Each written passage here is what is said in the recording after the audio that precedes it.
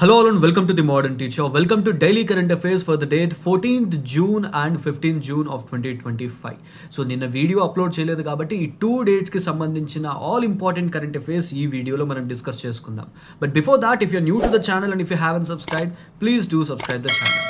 So without any adieu, let us start with our first question. What is a black box which is in the news recently? So రీసెంట్గా black box అనేది ఎక్కువగా న్యూస్లో వినిపిస్తుంది and ఇది దేనికి associated? So దేనికి related ఇది? Option A, it is a device associated with nuclear settlements, anti missile air defence system, device generally found in aeroplanes to track flight activities, new missile developed by DRDO. So black box అంటే ఏంటి? Black box is a device. It is generally found in aeroplanes to track flight activities. So ఈ black box, we all know that అహ్మదాబాద్లో ఒక massive plane crash జరిగింది కదా. So ఆ flight accident ఎందుకు జరిగిందని తెలియాలి అని అంటే ఈ బ్లాక్ బాక్స్లో ఏ డేటా ఉందో ఫస్ట్ దాని మీద ఒక రిపోర్ట్ బయటికి రావాలన్నమాట. So I made a detailed video about this black box and I uploaded it in our channel yesterday. So ఈ వీడియో లింక్ కింద డిస్క్రిప్షన్లో ఇస్తాను, go and find that out. So Air India crash, high level panel to submit report in 3 months and aviation probe team decoding black box. So ఈ కంటెక్స్లో black box అనేది ఉంది. So watch this full video. Now let us move to the next question. Belum caves, which were in news recently, included in geological heritage list and where they are located. So ఇది ఏ స్టేట్లో ఉన్నాయి? ఇవి Tamil Nadu, Andhra Pradesh, Telangana, Karnataka. And the answer for this is option B. ఆంధ్రప్రదేశ్లో Nandyal district, present Nandyal డిస్ట్రిక్ట్లో ఈ బెలం caves అనేవి ఉన్నాయి. So these are some ancient geological structures. Belum caves of Nandyal district made into GSI, geological survey of India, geological heritage monument list. So దాంట్లో ఈ బెలం కేవ్స్ని include చేశారనమాట. So నా what are these Belum caves? They are natural underground limestone cave system. So they are made up of black limestone and దీన్ని karst topography అంటారనమాట. Most of the Rayalaseema రీజన్లో మనకి karst topography ఎక్కువగా కనిపిస్తుంది because it is filled with lime stone. ఈ ఏరియాలో lime stone ఎక్కువ కాబట్టి, so Kadapa reason, Kurnool reason, ఈ ఏరియా అంతలో మనకి కాస్ట్ టోపోగ్రఫీ రిలేటెడ్ స్ట్రక్చర్స్ కనిపిస్తూ ఉంటాయి. సో వాట్ జనరలీ ఈ బెలం కేవ్స్ ఎలాగంటే, ఇది అండర్ గ్రౌండ్ కేవ్స్వి. ఇండియాలో second largest underground caves after Meghalaya's Krem Liatprah and almost 23 acres area. ఇది more than 3.2 kilometers length. So ఒక రివర్ వెళ్ళే దారి ఈ టోపోగ్రఫీ, ఒక కాస్ట్ టోపోగ్రఫీని క్రియేట్ చేసిందనమాట. ఇన్ జనరల్ మనకి మూవీస్లో కనిపిస్తూ ఉంటాయి. ఒక కేవ్ ఉందనుకోండి, ఆ కేవ్ పైన కింద మనకి ఇలాంటి స్ట్రక్చర్స్ ఉంటాయి చూస్తారు. సో దీన్ని కాస్ట్ టోపోగ్రఫీ అంటారు. Okay, let us not enter deep into its technicalities and this is the thing. And ఈ బెలం కేవ్స్లో మనకి సప్తస్వరాల గుహలు, కోటిలింగాలు and even meditation halls and Patala Ganga, ఇలాంటి అన్ని డిఫరెంట్ టైప్స్ ఆఫ్ థింగ్స్ కూడా కనిపిస్తాయి. దీని ఎర్లియస్ట్ హ్యూమన్ ప్రెజెన్స్ ఈ కేవ్స్లో 450 BCEకి సంబంధించింది. And this was once upon a time it was home for both Jain and Buddhist monks. Now this Belum caves of Andhra Pradesh, it made into the list of geological heritage monuments. Okay, now let us move to the next one. Operation Rising Lion. Rising Lion, it is associated with which of the following? So దేనికి associated ఇది rising lion అనేది? ఇది కూడా న్యూస్లో ఉంది. It is an Israeli military operation against Iran. Iran's military operation against Israel. So Israel military operation against ఇరానా, లేకపోతే Iran's military operation against ఇజ్రాయలా? Bangladesh civil armed rebellion against military. So civil రెబిలియనా, లేకపోతే యుఎస్ఏ మిలిటరీ యాక్షన్ అగైనెస్ట్ ఇరానా? So what is the correct answer? Answer for this is option A. Operation Rising Lion. It is a Israeli military operation against Iran. So now Israel, it is conducting a massive military operation against Iran's nuclear establishments. So on 13th, ఈ operation rising lion అనే దాన్ని full-fledgedగా launch చేసింది Israel. So why it launched it? So let us look into the entire depth. why అసలు ఎందుకు ఇరాన్కి ఇజ్రాయెల్కి మధ్య ఎందుకు clashes మళ్ళీ rise అయ్యాయి తెలుసుకుందాం. So we know that from the past few years ఇజ్రాయెల్కి ప్యాలెస్తీన్కి మధ్య ఒక మేజర్ కాన్ఫ్లిక్ట్ నడుస్తుంది. So that is because of the reason. ఎందుకంటే once upon a time that part, the place where Israel is there now, once upon a time అది యాక్చువల్గా Israel జ్యూస్కి సంబంధించింది. But left this place some years ago, కొన్ని millennials బ్యాకే వాళ్ళు ఈ ఏరియాని వదిలేసి యూరోప్లో డిఫరెంట్ ప్లేసెస్కి వెళ్ళిపోయారు. But after Second World War, United Kingdom, what they did, so they gave their land back to Israel. But ఈ టైంలో బై 1945 1947 ఆ టైంకి ఇజ్రాయెల్కి ల్యాండ్ వెనక్కి వచ్చినా కానీ చుట్టుపక్కలన్నీ కూడా ఇస్లామిక్ కంట్రీస్ అయిపోయాయి. అండ్ ఓవర్ ద ఇయర్స్ ఈ ఏరియా ప్రీవియస్గా ప్యాలెస్తీన్ ఉండే ఏరియాలో ఇప్పుడు ఇజ్రాయెల్ వచ్చింది. అంటే ప్రెజెంట్ డే అరేంజ్మెంట్గా once upon a time as it was land of Israel, but present ఇది ఒక ప్యాలెస్తీనియన్ ల్యాండ్లో ఇజ్రాయెల్ అనే దాన్ని స్టార్ట్ చేశారు. And it was strategically very important for western countries. ఎందుకంటే ఈ ఇస్లామిక్ కంట్రీస్ అన్నిటి మధ్యలో యుఎస్ఏకి ఒక ఎలై కావాలి, and that is how this Israel works. Israel is actually a proxy for United States of America. And ఇజ్రాయెల్ని use చేసుకుని area మొత్తాన్ని control చేయాలనేది యునైటెడ్ స్టేట్స్ ఆఫ్ అమెరికా యొక్క మెయిన్ ప్లాన్. సో నా Iran from the past few years, from the past few decades, it went completely hostile against United States of America. So cold war టైంలో United States of అమెరికాకి ఇరాన్కి మధ్య relations బాగానే ఉండేవి. But after the end of Cold War, after the death of the big leaders of then leaders of Iran, so what happened? It completely changed. Now Iran is completely against United States of America. So Israel recently attacked Iran's nuclear establishments with pre-positioned drones and more than 200 F-35 Adir fighter aircrafts. So ఒక massive attack చేసింది. So in general ఇలాంటి attacks జరుగుతూ ఉంటాయి. But the biggest cause of concern is Israel వెళ్ళి Iran యొక్క nuclear establishments మీద attack చేసింది. So which could led to major catastrophe. And ఈ అటాక్లో టాప్ కమాండర్స్ ఆఫ్ ఇరాన్ చనిపోయారు, and even the nuclear scientist were also died. And in reply to this even Iran started attacking Israel with missiles. So Israel capital Tel Aviv ఇలాంటి major cities అన్నింటినీ కూడా ఇది attack చేయడం start చేసింది. But what actually happening here is Israel is a USA proxy fighting against Iran. In జనరల్గా ఇజ్రాయిల్కి ఇరాన్కి మధ్య స్పెసిఫిక్ క్లాషెస్ లేవు, just like how Israel is having with Palestine. So అలా డైరెక్ట్ క్లాషెస్ లేవు. It is a proxy fighting against Iran. And why it is so? ఇరాన్కి United States of అమెరికాకి మధ్య వే బ్యాక్ ఒక 2015లో ఒక న్యూక్లియర్ అగ్రిమెంట్ జరిగింది. And Iran is failing to comply these objections. So what is this? Iran signed a joint comprehensive plan of action in 2015 with P5. So the five permanent countries of United Nations Security Council or United Nations. So we have United States of America, China, France. So ఈ countries అన్నీ ఉన్నాయి కదా, ఈ P5 countries and European Union కలిసి Iran తోటి ఒక nuclear deal చేసుకున్నారనమాట. The main objective of this nuclear deal is to limit uranium rich nuclear developments in Iran. ఇరాన్లో హై ఎండ్ యురేనియం తోటి ఎటువంటి మిసైల్స్ని కానీ ఎటువంటి మేజర్ ఆర్మ్స్ని తయారు చేయకూడదు అనేది ఈ డీల్ యొక్క main objective. But Iran fail to do that. Iran ఈ ఆబ్లిగేషన్స్ని ఫాలో అవ్వలేదు. And in the year 2018 Trump ఎప్పుడైతే ప్రెసిడెంట్ కింద ఎలక్ట్ అయ్యాడో and he pulled out of this. So United States of America ఈ డీల్ని బ్రేక్ చేసి బయటకు వచ్చేసింది and they imposed sanctions on Iran. Even then Iran tried to follow this, but రీసెంట్గా ఒక 3 days back international atomic energy agency, so which is the prime agency for looking after all these nuclear establishments, countries ప్రతి country nuclear పాలసీని ప్రాపర్గా follow అవుతున్నాయా లేదా అని చెప్పి చూసే watchdog. So they found that Iran is gravely going against these obligations. And soon after that United States of America through Israel they launched this massive attack. Okay, so this is all that we need to know about this Operation Rising Lion and this nuclear deal. Now let us move to the next one. In which district Erra Matti Dibbalu, red sand dunes are found? So this is something which is associated with Andhra Pradesh ki related lone. So ye district lo maniki Erra Matti Dibbalu అనేవి కనిపిస్తాయి. Option A Krishna, option B Kakinada, option C Visakhapatnam, option D Srikakulam. The correct answer for this is option C Visakhapatnam.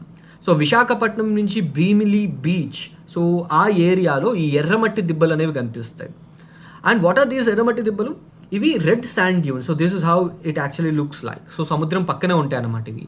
They are form during the last glacial maxima, అంటే ఒక 18,500 years back ఇలాంటి ఇవి form అయ్యాయి అనమాట. So that is how the geological time scale is saying. So what is this last glacial maxima? We all know about ice age, right? Ice age గురించి మనం movies చూసాం, different బుక్స్లో చదువుంటారు ice age గురించి.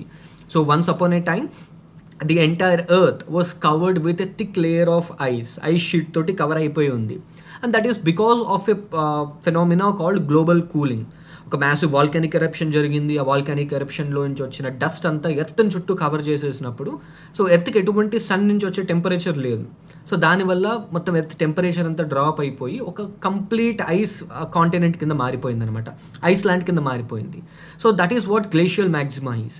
And last phase of glacial maximum around 10,000 to 15,000 BC మధ్యలో జరిగింది అని అంటారు. సో ఈ పీరియడ్కి వచ్చేటప్పటికి ఇంకా మొత్తం ఈ గ్లేషియేషన్ అనేది మొత్తం కంప్లీట్గా పోయింది.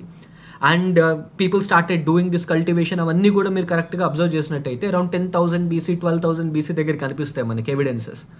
అండ్ ఆ పాయింట్ ఆఫ్ టైంలో ఈ రెడ్ శాండ్ డ్యూన్స్, ఈ ఎర్రమట్టి దిబ్బలు అనేవి ఫామ్ అయ్యాయి అని అంటున్నారు. And this is the geographical heritage site, geological heritage site, and it entered into this list in the year 2014. Now the biggest cause of concern is ఇక్కడ encroachments జరుగుతున్నాయి. So ఈ ఏరియాలో ఎంక్రోచ్మెంట్స్ జరుగుతున్నాయి and the locals they are complaining, they are filing petitions in front of the officials for protecting these ఎర్రమట్టి Dibbalu. So this is very important, ఏ ప్లేస్లో ఉన్నాయని చెప్పి తెలియాలి మనకి. Now let us move to the next one. World blood donor day is observed on. World blood donor day ఎప్పుడు మనం observe చేసుకుంటాం? 11th June, 12th June, 15th June or 14th June? The correct answer for this is option D, 14th June. So 14th June na World Blood Donor Day ni commemorate చేసుకుంటాం. So what is the theme for this year? Give blood, give hope, together we save lives. So give blood, give hope, together we save lives. So this is not something which is associated with only one organization. 4 organizations కలిపి ఈ world blood donor డేని observe చేసుకుంటాయి. We have World Health Organization, International Federation of Red Cross, International Federation of Blood Donor Organization and International Society for Blood Transfusion. So ఈ 4 organizations కలిపి ఈ world blood donor డేని commemorate చేస్తాయి. And why 14th June ఎందుకు స్పెసిఫిక్గా దీన్ని observe చేసుకుంటున్నామంటే, Karl Landsteiner, so the one who discovered A, B and O blood groups, ఆ బ్లడ్ గ్రూప్స్ అనే దాన్ని ఫస్ట్ డిస్కవర్ చేసిన పర్సన్. సో ఈయన బర్త్డేని 14 June 1868 ఈయన పుట్టారు. ఆ డేట్ని 14th June అనే దాన్ని మనం వరల్డ్ బ్లడ్ డోనర్ డే కింద అబ్జర్వ్ చేసుకుంటున్నాం. And this is a very very important thing. Now let us move to the next one. What is Spartaeus Karigiri, which was discovered in Devarayadurga of Karnataka? So కర్ణాటకలోని దేవరాయదుర్గ దగ్గర స్పార్టస్ కరిగిరి అనే ఒక స్పీషీస్ని discover చేశారు రీసెంట్గా. And what is that? It is a bright coloured butterfly, a venomous snake, a jumping spider or a new variety of plant. So what is this Spartaeus Karigiri? So the answer for this is option C, a jumping spider. So Spartaeus Karigiri అనేది ఒక jumping spider. And this spider it is very well known for its intelligent hunting and web building tactics. ఇది కర్ణాటకలోని Karigiri hills దగ్గర first time దీన్ని observe చేశారనమాట. So this is how this spider looks like. And ఈ hills base మీద, ఈ hills పేరు మీదే ఈ స్పార్టియస్ కరిగిరి అని దీన్ని నేమ్ చేశారు. And a Chennai based Savitha medical college, so they conducted this studies and they first found this thing at Karigiri hills. Okay, so ఈ species very important for us as Hindu come up with a major column. ఒక 2 pagesలో వచ్చింది దీని గురించి. So that's why this becomes very much important for us. Okay, now let us move to the next one. Which style of saree from Andhra Pradesh is set to receive prestigious award under One District, One Product initiative? So 14th July Bharat Mandapam, న్యూఢిల్లీలోని భారత్ మండపంలో one district one product ఇనిషియేటివ్లో భాగంగా ఆంధ్రప్రదేశ్లోని ఒక certain type of sari స్టైల్కి award ఇవ్వబోతున్నారు. And what is that sari type? Option A Uppada Pattu, option B Dharmavaram Pattu, or Mangalagiri cotton, or Kuppadam Pattu. So ఈ శారీకి రిలేటెడ్గా వన్ డిస్ట్రిక్ట్ వన్ ప్రొడక్ట్ ఇనిషియేటివ్లో భాగంగా ఆ డిస్ట్రిక్ట్ యొక్క కలెక్టర్కి అవార్డు వస్తుంది. And what is the answer for this? Answer for this is option D, Kuppadam Pattu. So Kuppadam silk sari which is a very very unique type of sari. ఇది కాటన్ అండ్ సిల్క్ బ్లెండ్ తోటి ఉంటుంది. So Kuppadam saree of Chirala wins national recognition. So award will be presented at Bharat Mandapam on 14th July. And ఈ శారీ కుప్పడం అనే area, చీరాలలోని Kuppadam అనే ఏరియాలో originate అయింది. And this sari it is a blend of pure silk and cotton. And ఇక్కడ ఒక interlocking weft technology use చేస్తారనమాట. So interlocking weft technology, and దీన్ని Kuppadam technique అంటారు. And through this Kuppadam technique what they do is, ఈ సిల్క్ని కాటన్ని రెండింటిని ఒకటే సారీలో ఇంటర్లాక్ అయ్యేలాగా ఓ వెఫ్ట్ టెక్నిక్ని యూజ్ చేస్తారు. And what is this one district one product? It was introduced in the year 2018లోనే launch చేసింది ఇది. So firstly it was started by ministry of food processing, but later on it was being taken under by DPIIT, and it is to foster regional economic growth and also to empower local producers and MSMEs. So local products ki prati district lo oka unique product ni teeskoni, so through that product ఆ డిస్ట్రిక్ట్లో local ప్రొడ్యూసర్స్ని encourage చేస్తూ and ఎంఎస్ఎంఈస్కి loans ఇస్తూ అలాగా ఈ economic growth అనేది improve చేయడమే ఈ one district one product యొక్క main target. Okay, now let us move to the next one. 8th question, Pokkali farming is associated with which of the following states? So Pokkali is a type of farming. ఇది ఏ స్టేట్కి సంబంధించింది? Tamil Nadu, Karnataka, Maharashtra or Kerala? Answer for this is option D, Kerala. So హిందూలో ఒక clip art వచ్చింది, ఒక photo వచ్చింది related to this Pokkali farming. నా what is this Pokkali farming? ఇది పొక్కలి రైస్ కల్టివేషన్ అని అంటారు ఇన్ జనరల్గా. It is a salt water resistant variety of rice cultivated in coastal Kerala. అంటే సాల్ట్ వాటర్లో రైస్ కల్టివేషన్ చేస్తారనమాట ఇది. And Pokkali rice it has high value anti oxidants and లో carbohydrates. So that's why ఇది sugar free diet ఇది. So carbohydrates తక్కువ ఉంటాయి కాబట్టి లో sugar diet. And another one more important thing ఏంటంటే ఇది జూన్ టు నవంబర్ చేస్తారు ఈ rice cultivation. And before that June to November remaining period of టైంలో ఈ ఏరియాలో ఫిష్ ఫార్మింగ్ చేస్తారు. ఈ ఏరియాలో ఫిష్ ఫార్మింగ్ చేస్తారు. ఆ అగ్రికల్చరల్ ల్యాండ్స్లో సెలైన్ వాటర్ ఉంటుంది అండ్ ఆ ల్యాండ్లోనే ఆ వాటర్లోనే ఫిష్ కల్టివేషన్ చేస్తారు. అండ్ ఈ ఫిష్ కల్టివేషన్ కంప్లీట్ అయిన వెంటనే ఇక్కడ ఈ పొక్కలి అనే డిఫరెంట్ టైప్ ఒక యూనిక్ స్పీషీ రైస్ వెరైటీని ఇందులో ప్లాంట్ చేస్తారనమాట. అండ్ వేరే అదర్ స్టేట్స్లో కూడా ఇది వేయడానికి ట్రై చేశారు. In Sundarbans and west Bengal ఈ ప్లేసెస్లో కూడా ఈ రైస్ కల్టివేషన్ స్టార్ట్ చేస్తున్నారు. But this is something which is primarily associated with Kerala. So కేరళలోని కోస్టల్ ఏరియాస్లో ఈ రైస్ కల్టివేషన్ అనేది mostly famous. Now let us move to the next one. Identify the incorrect statement regarding Shanghai Cooperation Organization, SCOకి సంబంధించి incorrect statement ఏది? So this was established in the year 2001. India is a full-time member in this organization. It is headquarters is in Shanghai. WATS is the anti-terror group of organization. So ఇందులో incorrect statement ఏది? Answer for this is option C. It is headquartered in Shanghai. No, it is headquartered in Beijing. So in general గా Shanghai Cooperation Organization కాబట్టి దీని headquarters షాంఘైలో ఉందని అనుకుంటాం, but no, it is headquartered in Beijing. Yes, it was established in the year 2001. So starting డేస్లో way back in 1996లోనే Shanghai 5 అని చెప్పి ఒక ఆర్గనైజేషన్ ఫామ్ చేశారు. But later on in the year 2001 few more other Uzbekistan లాంటి countries కూడా add అయిన తర్వాత they changed it name and ఫార్మల్గా 15 జూన్ అంటే టుడే, సో 15th June 2001 దీన్ని ఎస్టాబ్లిష్ చేశారనమాట. So why it is in news? India did not participate in SCO's discussion on Israel and Iran conflict. Israel-Iran conflict మీద Shanghai cooperation organisation ఒక statement release చేసిందనమాట. And the Shanghai cooperation organisation it is in support of Iran and it is blaming Israel for this thing. But whereas India, we all know India it is something like India most of the టైమ్స్లో ఇలాంటి ఓటింగ్లో కానీ ఇలాంటి participation ఇలాంటి ఆర్గనైజేషన్స్లో ఇలాంటి discussions వచ్చేటప్పుడు India generally abstains from voting. Okay, so it is an intergovernmental political economic trade scientific cultural and environmental promotion organisation.